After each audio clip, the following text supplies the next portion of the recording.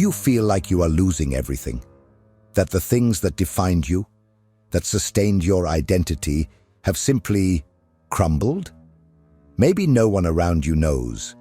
Perhaps you can still smile, work, pretend that everything is fine. But inside, what you feel is the opposite of stability. It's as if the structure of your life has collapsed, and all that remains is rubble. And the worst part, you don't know where to start over, or even if there is a way to start again. If this sounds familiar, then this video is for you. Not because we will give you easy answers, but because here you will find a brutal yet liberating truth. The collapse can be the best event of your life. Carl Gustav Jung, one of the greatest names in 20th century psychology, went through exactly that. After breaking with Freud, he lost practically everything: his reputation, his professional network, his sense of direction. He entered a state of psychic chaos so deep that he questioned whether he was going insane. And yet, it was in that abyss that he found something he would never have discovered in stability: the truth about himself. It was amidst the ruins that he saw the birth of his true self. Jung would call this process the death of the ego. And perhaps that is what is happening to you right now. This pain you feel, this emptiness that seems endless, is not just suffering. It is a sign, a call from your psyche for you to stop living for roles, expectations, and masks. What is dying is not you. What is dying is the false version of you, the one that was shaped to please, to be accepted, to function within a structure that was never yours. The pain you feel is not punishment. It is childbirth.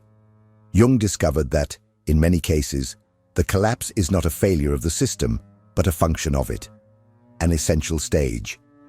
He observed that his most transformed patients, those who truly found meaning, freedom, and authenticity, only got there after everything false in their lives was destroyed. After pain tore from them what comfort would never have the courage to take. And that is what we are going to talk about in this video. You will understand why the destruction of your old identity is, in fact, a process of purification. You will learn how descending to the bottom of the well can be the first step to discovering a type of truth that is not found in books, advice, or theories, but only in direct experience with your unconscious. And above all, you will realize that there is a path, a process, that allows not only to survive the collapse, but to be reborn from it. To be reborn as someone real, someone free. You may be broken right now, but this is not the end. Perhaps for the first time, it is the beginning. Most people believe that suffering is a mistake, a detour, something that needs to be corrected as quickly as possible. But Carl Jung saw it differently. For him, psychological collapse was not just a crisis. It was a rite of passage, an archetypal experience that at some point in life, everyone must go through if they want to stop being just a persona and become a complete individual. What Jung called the death of the ego is a total deconstruction experience.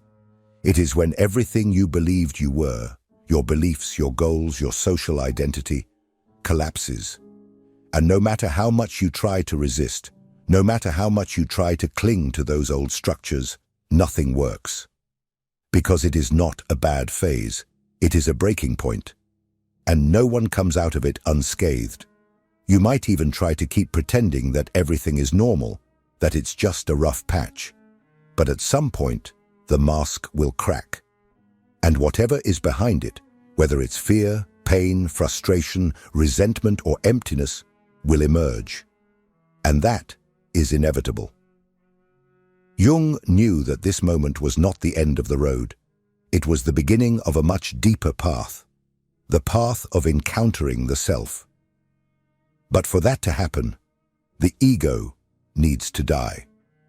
The false version of you, built to please others, to be socially accepted, to meet external expectations, needs to be destroyed. This version that you have fed for years with titles, relationships, promises of success, needs to be left behind. And that is why it hurts so much. You are not just losing external things, you are losing what you thought was you. But pay attention. This loss is not a tragedy. It is liberation. The death of the ego is painful because you are not used to living without the script, without the role that society gave you, without the script of normality. But it is precisely in this emptiness that you begin to hear, for the first time, the voice of what is real within you. Jung compared this process to ancient rituals of death and rebirth. In ancestral cultures, rites of passage required the individual to traverse darkness, the unknown, the symbolic underworld, before being able to be reborn as someone transformed. Today, these rituals have been forgotten, but the unconscious still demands passage. And when you ignore this call, collapse comes forcefully. The good news, it is that if you are here, watching this, it is because you still have strength. You still have curiosity. And perhaps deep down, you already know that you can no longer go back to being who you were. What lies ahead of you is not a crisis. It is an initiation, a crossing, and no one goes through this without facing what they fear most, their own shadow. And that is what we will talk about next.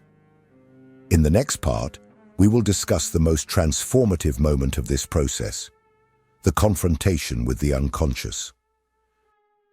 If this content is making sense to you, click the subscribe button and subscribe to the channel. Thank you for your support. Few psychologists in history have had the courage to delve as deeply into their own psyche as Carl Jung, and even fewer have made this a tool to help others. After the break with Freud, perhaps the most painful and decisive rupture of his life, Jung entered a dark spiral. He not only lost his mentor and friend, he also lost his status, his professional security, his place within the scientific community. But the most radical loss was internal, the complete destruction of the ideas that sustained his identity. In the years that followed, Jung entered a state that he himself described as a confrontation with the unconscious. And this is not just a metaphor. He began to have vivid visions, intense dreams, archetypal symbols emerging uncontrollably. He even feared he was going insane. But instead of fleeing, numbing, or denying this plunge into chaos, Jung decided to do the unthinkable. He faced the collapse head-on. Every day, he withdrew into a state of deep reflection. He took pencils, paints, paper, and recorded what emerged from within. Drawings, symbols, mandalas, fragments of images that came from the most hidden places of his mind. Jung called this process active imagination. He was making direct contact with the contents of the unconscious and documenting everything with almost surgical precision. It was during this period that the Red Book was born, his most intimate and enigmatic work, which he kept hidden for decades. There he describes in detail the encounter with symbolic figures that represented forgotten parts of himself: the wise old man, the trickster, the hero, the child, the shadow. Each of these figures brought messages, challenges, confrontations. It was as if his psyche were shattered, and piece by piece, he needed to find, recognize, and integrate everything he had rejected. But why does this matter to you? Because if you are going through a collapse today, you are also being confronted with contents you have avoided your whole life. Old fears, repressed anger, traumas you have hidden even from yourself. Jung showed that these elements are not enemies. They are denied parts of who you are. And as long as you continue to ignore them, they will keep sabotaging you beneath the surface. But when you face them, when you descend into that inner underworld with courage, something begins to change. You start to gather the fragments. You begin to stop being just a wounded ego and become a whole person. This confrontation is not simple. It can take weeks, months, years. It requires silence, solitude, deep listening. Jung spent years in this process, and it was during this period of chaos that he had his greatest insights, the idea of the self, of archetypes, of the shadow, of individuation. It was there, amid despair, that he created the foundation of everything we now call analytical psychology. So, if you feel you are being pulled inward, if you sense a silent call coming from the darkness, perhaps you are ready. Ready to stop fleeing, ready to listen, ready to look within and finally confront who you really are. But how do you navigate this process without getting lost? How do you know where to start, what to do, where to go when everything seems dark? Jung left a map, a three-stage process, and that is what we will explore in the next part. Not every collapse leads to transformation. Many people fall and never get back up. Others simply try to rebuild what was there before, restoring the same house on the same rotten foundations. But Carl Jung knew that this doesn't work. For him, it's not enough to survive the collapse. One must go through a conscious process of reconstruction, a process that does not restore the old, but creates the new from the ashes. And this process is not random. It has a structure. Jung described it in three stages: the descent, the confrontation with the shadow, and the re-emergence of the authentic self. This path is not theoretical. It is experiential. You don't read about it, you live it. And for many, it becomes the only real path to transformation. First stage, the descent into the underworld. This is the moment when you stop resisting the pain and accept the fall. Most try to escape. They distract themselves, numb themselves, chase after immediate solutions. But the true process begins when you allow the pain to speak. When you sit amidst the rubble and, instead of trying to rebuild, you simply observe. You cry. You listen. You feel the mourning of what has died. This is a phase of deep silence, of solitude, of disconnection from the external world. It's as if you are entering a cave where there is no light, but there is something pulsating, waiting to be found. It is in this silence that the unconscious begins to manifest. Second stage, the confrontation with the shadow. Here, the most difficult material emerges: old wounds, inconvenient truths, aspects of yourself that you have spent your whole life rejecting. Jung called this the shadow, everything you do not want to see in yourself, but which, when ignored, takes control behind the curtains. In this stage, you begin to realize that many of the pains you have experienced did not come solely from the world. They came from your choices, your denial, your unconscious participation in self-destructive patterns. It is hard, but it is also liberating, because when you recognize the shadow, it stops dominating you. You stop repeating the same mistakes, stop attracting the same cycles. You begin for the first time to take ownership of yourself. Third stage, the re-emergence. This is the most subtle and most powerful moment. It is not about going back to who you were, because that person, that version of you, has died. Here, you begin to build a new identity, but not based on external expectations. Now, it is the self that takes center stage. It is your deepest essence, free from masks and roles, that begins to guide your steps.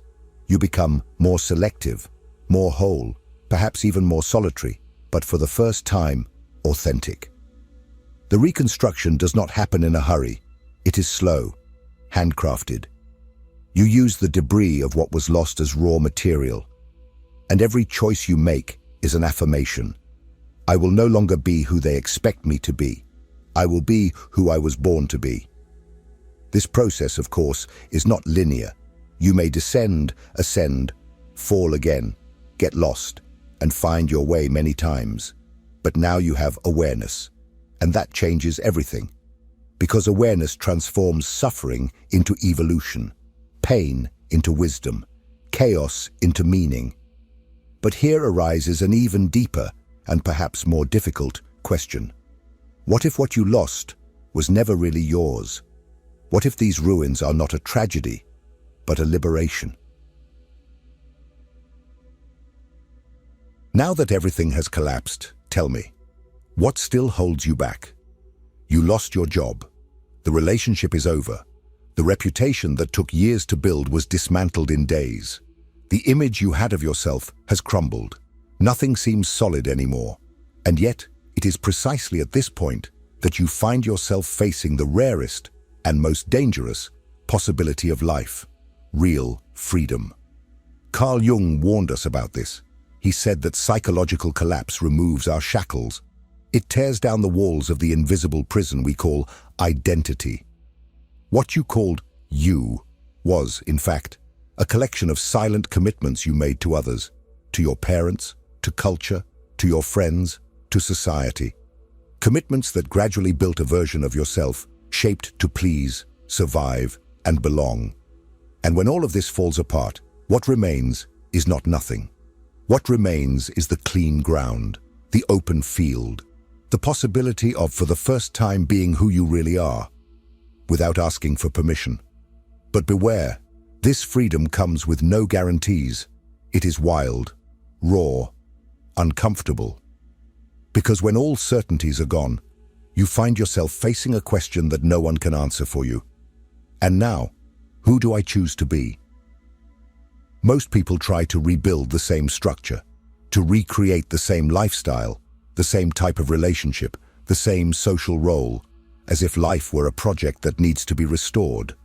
But Jung shows us that this is a trap. Because the collapse came precisely to show that that structure was based on a lie. It was not a mistake of fate, it was a correction.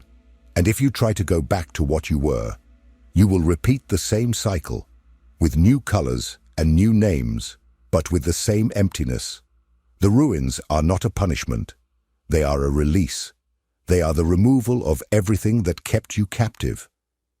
The loss of what prevented the birth of the new. The pain does not come because you lost something valuable. It comes because you resisted the truth that it never truly belonged to you. It was never you. It was a version, an attempt, an adaptation. And now, finally, you can choose. You can choose to work with what truly moves you. You can cultivate relationships that are not based on performance or dependency.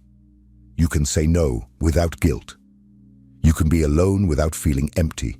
You can look in the mirror and no longer see a caricature, but a human being in process, in truth, in transformation. But this freedom has a cost. Total responsibility. No one controls you anymore. No one dictates the rules anymore. What you do with this blank canvas is solely yours. And that is frightening, because you can no longer hide behind expectations. You can no longer blame the system, others, the past. Now, life is in your hands, and this is where true reconstruction begins. In the next part, we will speak directly to those who are at this very point. The point where everything has been lost, and at the same time, everything can be created. We will explore how to use this newly discovered freedom to build a life that is not a copy of what was destroyed, but a living expression of what has always been within you, waiting to be born. If you have made it this far, you are ready to start over, but not as who you were, as who you are. If what you're hearing resonates with you, you'll find real value in my ebooks. Beyond the Shadow breaks down Jung's core ideas, while Dialogues with the Unconscious gives you a 30-day path to apply them in your life. Both are linked in the pinned comment. And what if you are right in the eye of the hurricane right now? What if, while watching this video, you are experiencing that exact breaking point? The phase where everything that made sense seems to have lost its color. Days go by, but you feel nothing. People talk to you, but their words seem to pass through an empty body. You look to the future, and all you see is fog. Or worse, silence. Maybe you have lost someone. Maybe you have been betrayed. Maybe you suddenly realized that the life you built was not yours. It was borrowed, built on expectations you never had the courage to question. And now, without those crutches, you feel like you are floating in the dark, aimless, unsupported, without identity.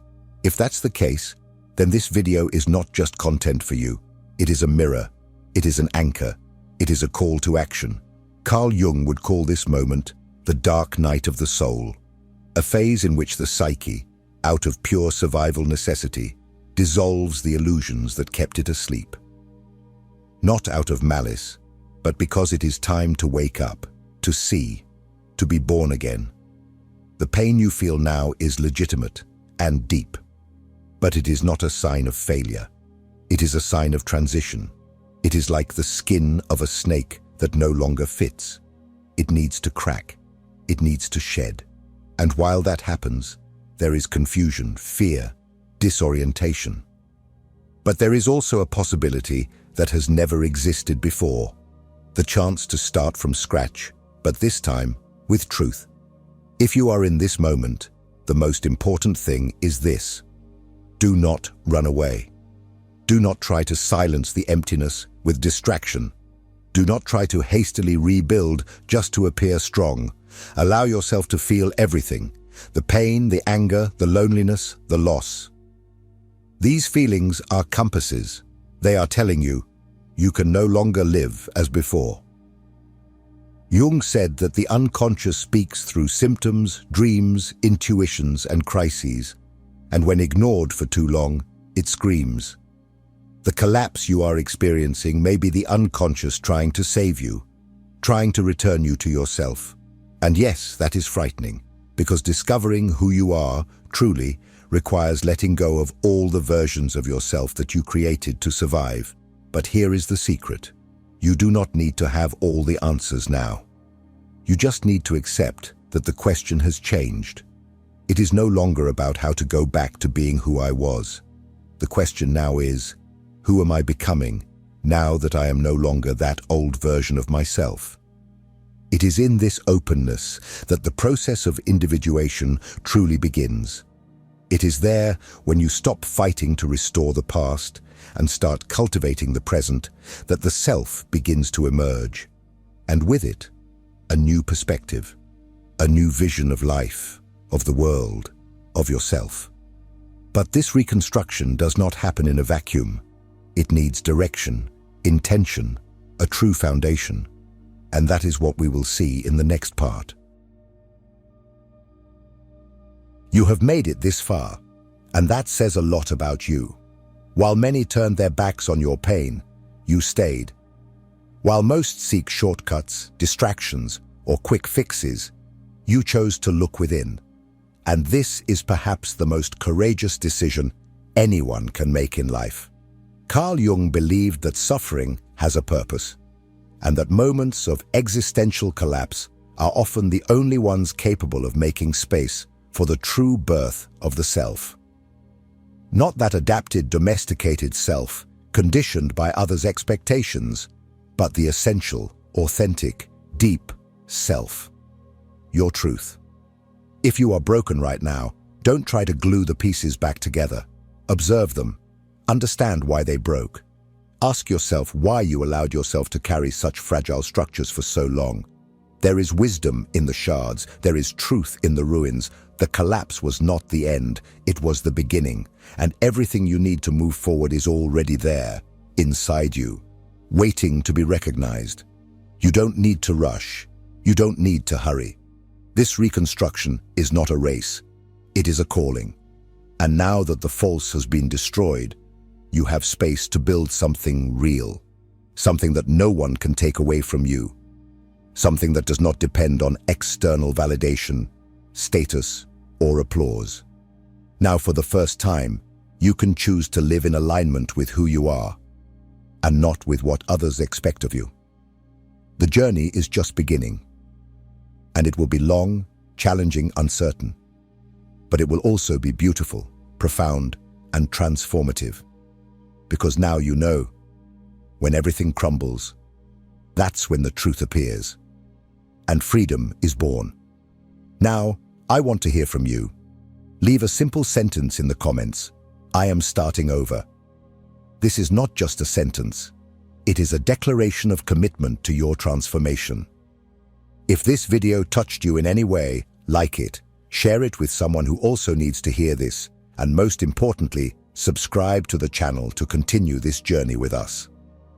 This is just the beginning.